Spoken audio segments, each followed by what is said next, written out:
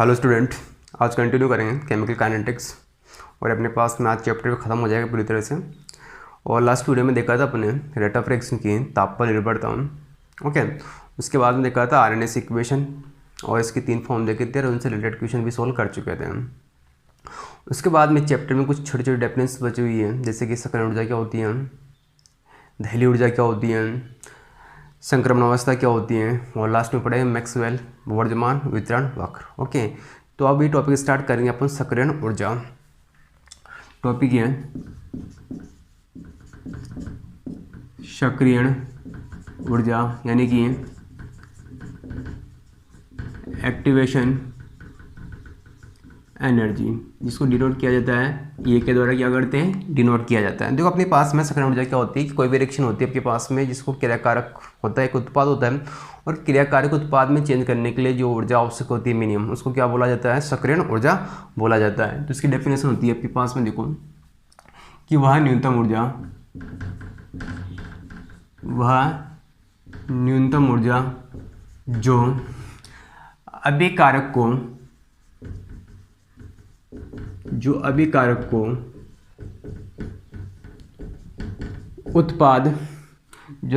को उत्पाद में परिवर्तित करने के लिए आवश्यक होती है उसे क्या बोलोगे, सक्रियण ऊर्जा कहते हैं।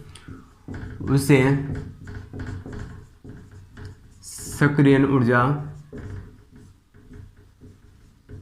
कहते हैं। तो याद रखिए, जितनी ज़्यादा आपके पास में सक्रियण ऊर्जा होती है उसकी वजह से बोलते हैं कि अभी क्रिया दर क्या होती है, कम होती है। देखो इसको अगर ग्राफ के द्वारा रिप्रेजेंट करते हैं किस प्रकार से करते हैं, जैसे आपके पास में ये है, यहाँ पर अपने पास में पोटेंशियल एनर्जी ले ली आपके पास में, यहाँ पर अपने पास में क्या लिया, रेड कोऑर्डिनेट लिया। तो अपने पास में जैसे आपके पास में कोई रिएक्टेंट इस प्रकार से, तो अगर आपके पास में क्या होता है, जो अपने पास एक गैप होता है, इसको क्या बोला जाता है, सक्रियण ऊर्जा बोला जाता है। ओके, उसके अलावा याद है कि आपके पास में जो ये गैप होता है यहाँ तक का, ये अपने पास में क्या होता है, किसी भी क्रियाकारक के पास में पहले से कितनी ऊर्जा है उसको क्या करता है, डिनोट करता है। यानी कि मैं क्या लिख सकता हूँ इसको ER, और अपने पास में यहाँ से यहाँ तक का जो डिफरेंस होता है उसको बोला जाता है कि पास में थ्रेशोल्ड एनर्जी यानी कि दहली ऊर्जा बोला जाता है। ओके, तो यहाँ से अपने पास में एक रिलेशन निकलता है जो EA का वैल्यू होता है, वो क्या होगा अपने पास में, अगर मैं दहली ऊर्जा में से कितना कम कर दूं, मैं आपके पास में ER यानी कि आपके पास में जो क्रियाकारक की जो औसत ऊर्जा होती है उसको क्या कर दूं, मैं माइनस कर दूं, तो अपने पास में क्या निकल जाता है, उसकी सक्रियण ऊर्जा निकल जाती है। तो यहाँ से लिख सकता हूँ मैं E इक्वल्स टू कि ET माइनस क्या लिख दिया मैंने, ER, और यहाँ पर अपने पास में ET तो क्या होता है, ये दहली ऊर्जा होती है। क्या होती है, दहली ऊर्जा होती है। जबकि ER को बोला जाता है कि क्रियाकारक अणुओं की औसत ऊर्जा, क्या बोला जाता है, क्रियाकारक अणुओं की औसत ऊर्जा बोला जाता है। उसके बाद में ध्यान देना, अगर आपके पास में किसी भी क्रिया के लिए जितनी ज़्यादा सक्रियण ऊर्जा होती है तो उसकी अभिक्रिया दर क्या होती है, कम होती है। तो याद रखें कि सक्रियण ऊर्जा का मान जितना अधिक होता है अभिक्रिया की दर उतनी ही कम होती है। अर्थात मैं क्या लिख सकता हूँ कि जो रेट ऑफ रिएक्शंस होती है वो क्या होती है आपके पास में, सक्रियण ऊर्जा की क्या होती है, अपोजिट होती है। ओके, जितनी ज़्यादा आपके पास में सक्रियण ऊर्जा होगी यानी कि ये आपके पास में जितना ज़्यादा होगा उसकी रेट ऑफ रिएक्शंस क्या होती है, उतनी ही कम होती है। उसके बाद में अपन देखते हैं कि अपने पास में एक दहली ऊर्जा की डेफिनेशन भी देख लेते हैं, यानी कि थ्रेशोल्ड एनर्जी, दहली ऊर्जा इसको बोला जाता है थ्रेशोल्ड एनर्जी, यानी कि ET के द्वारा मैंने क्या किया था, अभी रिप्रेजेंट किया था। आपके पास में ध्यान देना, आपके पास में कि दहली ऊर्जा क्या होती है, आपके पास में देखो आपके जो भी रिएक्शंस होती है उसमें क्या होता है, पहले आपके पास में जो क्रियाकारी अणु होते हैं उनके बीच में क्या होता है, टक्कर होती है। तो टकराने के पहले आपके पास में जो क्रियाकारी अणु के पास में कितनी ऊर्जा है उसको क्या बोलते हैं, दहली ऊर्जा। तो इसकी डेफिनेशन होती है आपके पास में किसी भी रासायनिक अभिक्रिया, किसी भी रासायनिक अभिक्रिया, किसी भी रासायनिक अभिक्रिया में अभिकारकों के बीच में क्या होता है, कोलिजन होता है। ओके, तो अभिकारकों में टक्कर के लिए, किसके लिए, टक्कर के लिए, टकराने से पूर्व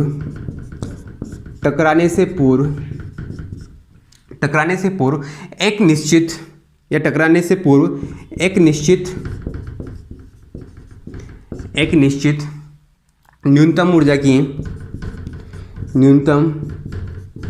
ऊर्जा की आवश्यकता होती है। तो याद रखिए आपके पास में कि कोई भी रासायनिक अभिक्रिया है, तो अगर आपके पास में क्या होगा, वो टकराने से पहले आपके पास में क्या होता है, टक्कर के लिए क्या होता है आपके पास में अभिकारकों के बीच में क्या होती है, जो ऊर्जा होती है उसी को क्या बोला जाता है, दहली ऊर्जा बोला जाता है। आवश्यकता होती है, उसे ही दहली ऊर्जा कहते हैं। और इसके अलावा अपने पास में जो वैल्यू होगा कितना हो जाएगा आपके पास में, ईटी इक्वल्स टू कितना हो जाएगा, ए प्लस कितना हो जाएगा, ई आर हो जाएगा। तो यहाँ से लिख दिया मैंने कि ईटी इक्वल्स टू कितना होगा, ए प्लस कितना होगा, ए आर। ई आर अपने पास में क्या है, अपने पास में कि मैं बता चुका था, ए आर अपने पास में क्या होता है, क्रियाकारक अणुओं की क्या होती है, औसत ऊर्जा होती है। तो याद रखिए अपने पास में दोनों में डिफरेंस समझ में आना चाहिए। सक्रिय ऊर्जा तो आपके पास में क्या होती है कि न्यूनतम ऊर्जा होती है जो अभिकारक अणुओं के पास को, जो इतना तो होना ही चाहिए, जिससे आपके पास में क्या हो, आपके पास में जो क्रियाकारक अणु होते हैं किस में चेंज हो जाए, उत्पाद में चेंज हो जाए। यानी कि आपके पास में कोई रिएक्टेंट है, रिएक्टेंट किस में चेंज हो जाए, प्रोडक्ट में क्या हो जाए, चेंज हो जाए। तो उसको तो क्या बोला जाता है, सक्रिय ऊर्जा बोला जाता है। और दहली ऊर्जा का मीनिंग क्या होता है, किसी भी रासायनिक अभिक्रिया में अभिकारकों में टक्कर के लिए जो ऊर्जा आवश्यक होती, किसके लिए, जो टकराने से पूर्व, जिससे आपके पास में क्या कर सके, जो क्रियाकारक अणु है वो क्या कर सके, टक्कर कर सके। उससे जो निश्चित न्यूनतम ऊर्जा की आवश्यकता होती है उसी को क्या बोलते हैं अपन, दहली ऊर्जा बोला जाता है। और इसका वैल्यू कितना हो जाएगा, ईटी इक्वल्स टू कितना होगा, ए प्लस ई आर होगा। सक्रिय ऊर्जा और दहली ऊर्जा के बाद में नेक्स्ट डेफिनेशन पढ़ेंगे, संक्रमण अवस्था यानी कि ट्रांजिशन स्टेट के बारे में डिस्कस करेंगे। ट्रांजिशन स्टेट, तो ट्रांजिशन स्टेट क्या होती है, पहले इसकी डेफिनेशन देखते हैं कि रासायनिक अभिक्रिया में जो क्रियाकारक अणु होते हैं, में क्रियाकारक अणुओं के टकराने से उच्च ऊर्जा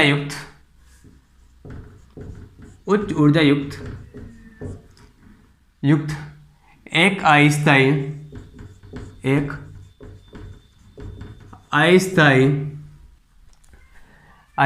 मध्यवर्ती संक्रमण अवस्था या मध्यवर्ती सक्रिय संकुल का निर्माण होता है। मध्यवर्ती सक्रिय संकुल का निर्माण होता है, उसे ही संक्रमण अवस्था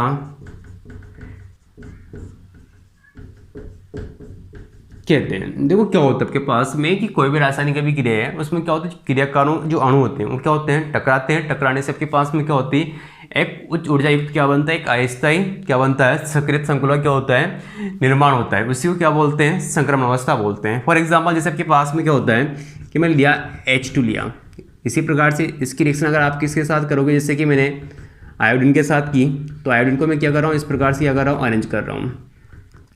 अब ये दोनों क्या होता है आपके पास में, यहाँ पर क्या होता है आपके पास में टक्करें होती हैं। टक्कर होने से क्या होता है, इनके बीच में एक स्टेट बनती है। स्टेट कौन सी बनती है, यानी कि आपके पास एक अवस्था आती है इस प्रकार से कि इनके बॉन्ड क्या हो जाते हैं, आपके पास में वीक हो जाते हैं। इसी को हम बोलते हैं सक्रियत संकुल बोला जाता है। क्या बोला जाता है? सक्रियत संकुल बोला जाता है। उसके बाद में क्या होता है, यहाँ से क्या होता है, अनस्टेबल होती है, अस्थायी होती है, क्योंकि इसकी ऊर्जा क्या होती है, अधिकतम होती है। तो ये क्या होता है, अस्थायी है। और अहिस्ता है तो भी सी बात है, यहाँ से क्या होता है, बॉन्ड ब्रेक होता है और अपने पास में लास्ट में क्या मिल जाता है, 2HI, यानी क्या मिल जाता है, उत्पाद का निर्माण हो जाता है। अब इसी को क्या करते हैं अपन, ग्राफ के द्वारा रिप्रेजेंट करते हैं। देखो अपने पास में जैसे ग्राफ इस प्रकार से मैंने बनाया हुआ, रेड कोऑर्डिनेट है यहाँ पर अपने पास में, और यहाँ पर आपने क्या लिया, पोटेंशियल एनर्जी लिया। ओके, अब जैसे कि मेरे पास में क्या है कि इस प्रकार से मैंने कोई कर्व बनाया। ओके, यहाँ पर अपने पास में रिएक्टेंट की फॉर्म में क्या लिया, H2 लिया और क्या लिया, I2 लिया। यहाँ पर अपने पास में क्या होता है, ये क्या करेंगे, पहले सक्रिय एनर्जी यानी कि सक्रिय ऊर्जा को क्या करेंगे, ग्रहण करेंगे। तो अपने पास में यहाँ पर एक क्या होती है, अपने पास में इस प्रकार से क्या होती है, एक स्टेट बनती है जिसको बोला जाता है आपके पास में सक्रिय संकुल बोला जाता है। क्या बोला जाता है, सक्रिय संकुल, जो कि क्या होता है, अस्थायी है। क्यों अस्थायी है, क्योंकि इसकी ऊर्जा क्या होती है, अधिकतम होती है। और यहाँ से क्या होगा, आपके पास में ब्रेक होगा, ब्रेक होगा तो अपने पास में क्या मिल जाएगा, HI मिल जाएगा। तो जो अपने पास में स्टेट मिल रही है इसको बोला जाता है आपके पास में संक्रमण अवस्था बोला जाता है। क्या बोला जाता है, संक्रमण अवस्था बोला जाता है। ठीक है, जो क्या होती है आपके पास में अस्थायी होती है और आपके पास में लास्ट में क्या बनता है, उत्पाद का निर्माण होता है।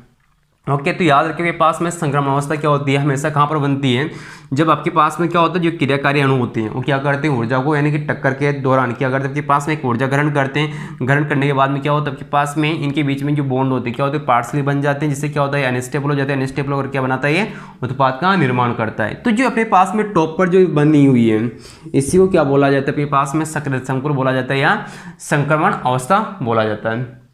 ओके, उसके बाद में एक और याद है कि आपके पास में देखो, आप सक्रिय ऊर्जा के द्वारा आपके पास में रिएक्शन देख सकते हैं कि आपके पास में एंडोथर्मिक या एक्सोथर्मिक यानी कि उष्माक्षेपी या उष्माशोषी। अगर आपके पास में देखो, जैसे मैंने कोई कर्व बनाया इस प्रकार से कि यहाँ पर मैंने क्या लिया, पोटेंशियल एनर्जी लिया और यहाँ पर वापस क्या लिया, मैंने रेड कोऑर्डिनेट लिया यानी कि दर निर्देशांक लिए। रेड क्या लिया, मैंने कोऑर्डिनेट लिया। अब रेड कोऑर्डिनेट लगा, अगर आपके पास में रिएक्शंस क्या हुई, कोई इस प्रकार से आई है, यहाँ से अपने पास में रिएक्टेंट स्टार्ट हुआ, यहाँ पर क्या हो गया, प्रोडक्ट खत्म हो चुका है। जो एनर्जी गैप होता है देखो इनके बीच का, इसको तो बोला जाता है एंथैल्पी चेंज यानी कि डेल्टा H बोला जाता है। क्या बोला जाता है, और डेल्टा H। अगर आपके पास में देखो, यहाँ से अपने पास में इसके लिए आपके पास में इसको बोला जाता है एक्टिवेशन एनर्जी, यहाँ पर ये किसके लिए, फॉरवर्ड के लिए, और इसको आप किसके लिए बोल सकते हैं, एक्टिवेशन एनर्जी किसके लिए बोलोगे, बैकवर्ड के लिए। और जब अपने पास में यहाँ से क्या करते हैं अपन, डेल्टा H का वैल्यू निकालते हैं। क्या निकालते हैं, डेल्टा H निकालते हैं। तो डेल्टा H कैसे निकालते हैं यहाँ पर कि EF फॉरवर्ड माइनस क्या करते हैं, EF बैकवर्ड। तो जो अपने पास में यहाँ पर जो गैप आता है, एनर्जी का डिफरेंस आता है, वो किस में आता है, नेगेटिव में आता है। और नेगेटिव में आता है तो अपनी कौन सी रिएक्शंस बोलते हैं कि रिएक्शंस कौन सी होती है, उष्माक्षेपी रिएक्शंस होती हैं। कौन सी होती है, उष्माक्षेपी रिएक्शंस होती हैं।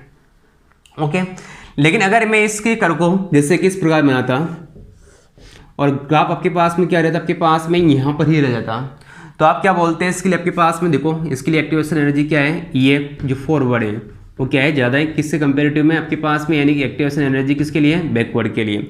और अपने पास में इसको क्या बोलते हैं, डेल्टा H बोला जाता है। और जब यहाँ से डेल्टा H निकाल दो तो क्या करोगे, वापस EF फॉरवर्ड माइनस कितना करोगे, EF बैकवर्ड। तो जो अपने पास में डेल्टा H का वैल्यू आता है किस में आता है, ये पॉजिटिव में आता है। और पॉजिटिव में आता है क्या बोलते हो कि कौन सी रिएक्शंस होती है, उष्माशोषी रिएक्शंस होती है।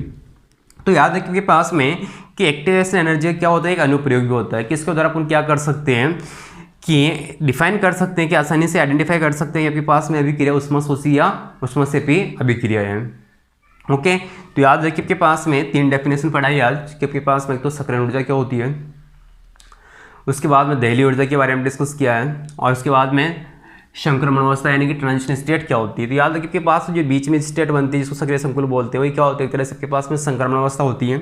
और किस प्रकार से उष्माक्षेपी के लिए क्या होता है, कर्व आता है, और किस प्रकार से उष्माशोषी के लिए कर्व आता है। तो आसानी से आप डिफाइन कर सकते हैं कि अभिक्रिया उष्माक्षेपी या उष्माशोषी अभिक्रिया है।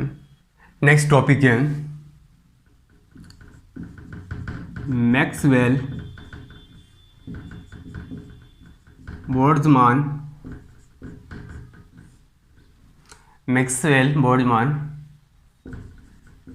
ऊर्जा वितरण आरेख।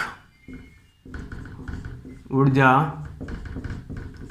वितरण आरेख, यानी कि Maxwell Boltzmann energy distribution curve के बारे में डिस्कस करें। देखो अपने पास में क्या होता है कि जब अणुओं का अंश और ऊर्जा के बीच में जो कर्व बनाया जाता है उसी को क्या बोलते हैं, मैक्सवेल बोल्ट्जमान ऊर्जा वितरण आरेख बोला जाता है। तो पहले इसकी डेफिनेशन देखते हैं कि अणुओं का अंश जो कि क्या होता है, सक्रिय होता है।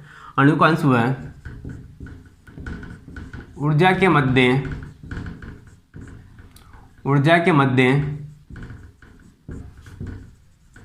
खींचा गया आरेख ही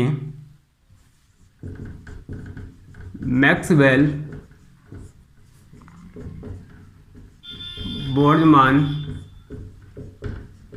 ऊर्जा वितरण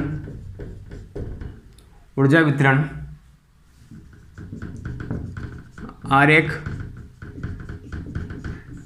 कहलाता है। तो याद रखिए आपके पास में किस किस के बीच में खींचा जाता है, अणु का अंश और किसके बीच में बनाया जाता है, ऊर्जा के बीच में। देखो ग्राफ किस प्रकार से आता है कि जैसे आपके पास में क्या लिया, वाई एक्सिस पे तो आपने लिया क्या लिया, अणुओं का अंश लिया। क्या लिया यहाँ पर, अणुओं का अंश लिया, और अपने यहाँ पर क्या लिया, ऊर्जा लिया। तो जैसे आपके पास में कर्व बनाते हैं किसी टेम्परेचर पर, तो अपने पास में कर्व क्या आता है, आपके पास में इस प्रकार से क्या आता है, अपने पास में कर्व आता है। तो देखो अपने पास में क्या बताता है आपके पास में कि आप जानते हो कि आपके पास में देखो यहाँ पर आपके पास ऊर्जा क्या है, कम है, और यहाँ पर ऊर्जा क्या आपके पास में ज़्यादा है। तो यहाँ पर अपने पास में देखो आपके पास जो सक्रिय अणु हैं उनकी संख्या भी क्या होती है, यहाँ पर कम होती है, ठीक है। और जहाँ पर आपके पास में क्या होती है, जो देखो अपने पास में यहाँ पर ऊर्जा क्या है, कम है, यहाँ पर ऊर्जा क्या है, अधिक है। और ये अपने पास जो पार्ट है ये वाला, यहाँ पर आपके पास में क्या है, जैसे यहाँ पर मैंने मान लिया आपके पास में कितना था, T1 टेम्परेचर था। कितना था, T1 टेम्परेचर था। तो यहाँ पर T1 टेम्परेचर पर आप देखो कि आपके पास में यहाँ पर ऊर्जा का मान क्या है, सॉरी आपके पास में यहाँ पर क्या है कि वो मॉलिक्यूल है जो आपके पास में अधिकतम है, जो आपके पास में क्या होता है, आपके पास में जिनकी ऊर्जा क्या होती है, अधिकतम होती है। तो इसको मैं लिख सकता हूँ कि पास में देखो इसकी ऊर्जा क्या होती है, कम होती है, इसकी ऊर्जा क्या अधिक है। और ये अपने पास वो मॉलिक्यूल है जिनकी ऊर्जा क्या होती है, आपके पास में इंटरमीडिएट होती है, क्या होती है, मध्यवर्ती होती है। और ऐसे अणुओं को बोला जाता है आपके पास में अधिकतम संभव गतिज ऊर्जा बोला जाता है। तो इसको लिख रहा हूँ मैं कि अधिकतम संभव गतिज ऊर्जा। इसका मतलब अपने पास में इसका डेफिनेशन क्या होता है आपके पास में कि वह मॉलिक्यूल जिनकी ऊर्जा आपके पास में क्या होती है, ना तो ज़्यादा होती है ना ही कम होती है। जैसे आपके पास एक क्लास में क्या होते हैं, बच्चे होते हैं, डिफरेंट टाइप के होते हैं। तो अधिकतर क्लास में क्या होता है, जो मध्यवर्ती यानी कि जो क्या होते हैं, इंटेलिजेंट क्या होते हैं, ना तो ज़्यादा होते हैं ना ही कम होते हैं, कि मध्यवर्ती बच्चे होते हैं। उसी प्रकार से आपके पास में क्या होता है कि जब कोई भी क्रियाकारी अणु होते हैं तो उनके बीच में क्या होता है, आपके पास में 3 प्रकार के होते हैं अणु होते हैं। एक वो होते हैं जिनकी ऊर्जा क्या होती है, कम होती है। एक वो होते हैं जिनकी ऊर्जा क्या होती है, अधिकतम होती है। और अधिकतर क्लास में जैसे क्या होते हैं, जो मध्यवर्ती क्या होते हैं, जो मध्यम क्या होता है, आपके पास में इंटेलिजेंट बच्चे मिलते हैं। उसी प्रकार से क्या होता है, एक रिएक्शन में भी आपके पास में क्या होती है कि जो अणु होते हैं उनमें भी क्या होता है, अधिकतम क्या होता है आपके पास में मध्यवर्ती ऊर्जा वाले होते हैं, और उन्हीं को क्या बोलते हैं अपन, अधिकतम संभव गतिज ऊर्जा वाले अणु बोला जाता है। ओके, अब दूसरा आपके पास में क्या होता है कि मान लिया आपके पास में जो क्रियाकारी अणु क्या हो रहा है, आपके पास में टक्करें करी, और टक्कर करने के बाद आपके पास मान लिया कि उसका इतना अंश इन्होंने क्या बना लिया, उत्पाद में परिवर्तित कर लिया, जिसको बोलते हैं प्रभावी टक्कर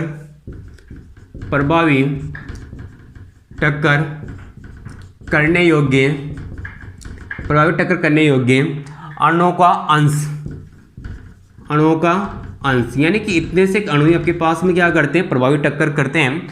ओके, लेकिन अगर मैं क्या करता हूँ, इसका टेम्परेचर बढ़ा देता हूँ, यानी T2 कर देता हूँ, आपके पास में क्या होता है, आपके पास में जो अंश है वो क्या हो जाता है, आपके पास में बढ़ जाता है। क्या हो जाता है, बढ़ जाता है। मान लिया आपके पास में पहले इसके लिए कितना था, ये क्षेत्रफल इतना आ रहा था, लेकिन जैसे आप क्या करते हो, टेम्परेचर बढ़ाते हो, तो आपके पास में जो क्रियाकारी अणु होते हैं उनके बीच में क्या होता है, आपके पास में टक्करें बढ़ती हैं, और टक्करें बढ़ने से आपके पास में जो अधिकतम संभव गतिज ऊर्जा है वो कर्व कहाँ पर हो जाएगा, कम हो जाएगा, ठीक है। और इसके लिए आपके पास में जो जल्दी से टक्कर करने आने वाले अणु क्या हो जाते हैं, बढ़ जाते हैं। तो आपके पास में मैक्सवेल जो बोल्ट्जमान ऊर्जा वितरण आरेख होता है, बस कुछ नहीं बताता आपके पास में कि टेम्परेचर बढ़ाने से आपके पास में प्रभावी टक्कर करने वाले अणु का अंश क्या हो जाता है, बढ़ जाता है।